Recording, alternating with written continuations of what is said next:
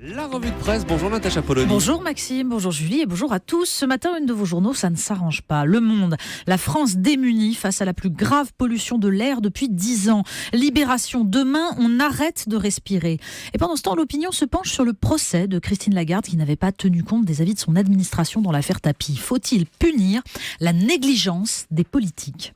Et puis, ce n'est visiblement que le début. Le Figaro, primaire, le tout sauf valse prend de l'ampleur.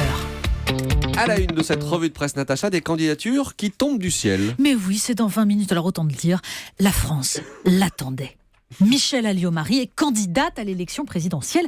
Elle se revendique du gaullisme face à un François Fillon libéral. Mais quand on lui demande si Henri Guénaud n'est pas déjà quand même sur le créneau, elle avance une vague divergence sur les questions européennes. Bon, c'est le bonheur de la présidentielle à la française, voir ressurgir la ministre de l'Intérieur qui proposait à Ben Ali les services de notre police pour juguler les manifestations du printemps arabe, tout en investissant dans l'immobilier tunisien au nom de son vieux père. Bon, cela dit, à gauche, c'est tout aussi festif. Libération cite les propos de Jean-Christophe Cambadélis, scandalisé qu'Emmanuel Macron et Jean-Luc Mélenchon refusent la primaire, mais expliquant qu'elle n'est pas ouverte à Nouvelle Donne, au mouvement républicain et citoyen et au mouvement des progressistes. La primaire de la gauche, ce n'est pas open bar, dit-il. Bon, certes, mais on y accueille tout de même un petit nouveau, et c'est le Parisien qui nous raconte le mieux les coulisses de la candidature Peillon.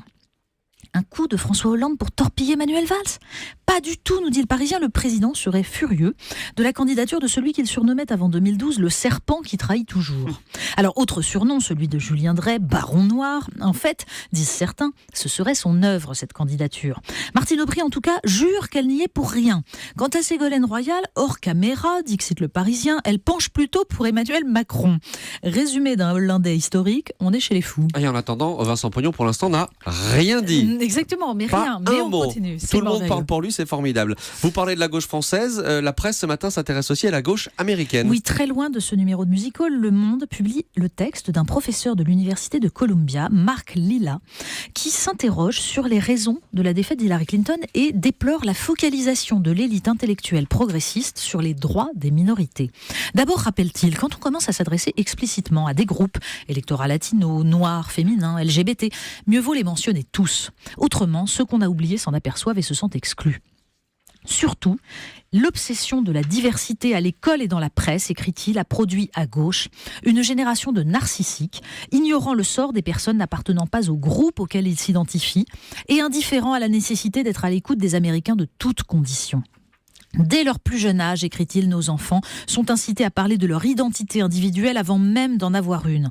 Dans le secondaire, explique-t-il, les programmes d'histoire plaquent sur le passé le discours actuel de l'identité.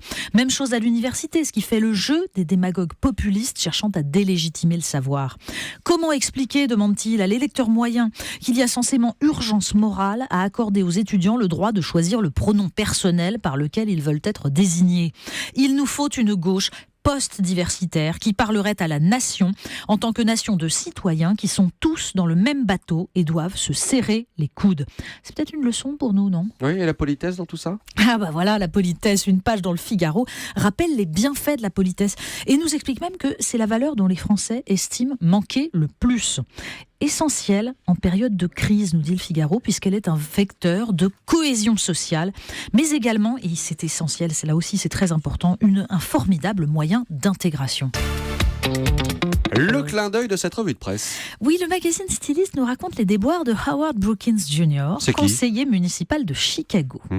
Son projet, obtenir le remplacement des couvercles de poubelles publiques grignotés par des écureuils agressifs. Ça, c'est un projet. Voilà, initiative refusée par le comité budgétaire de la ville. Bon, fin de l'histoire.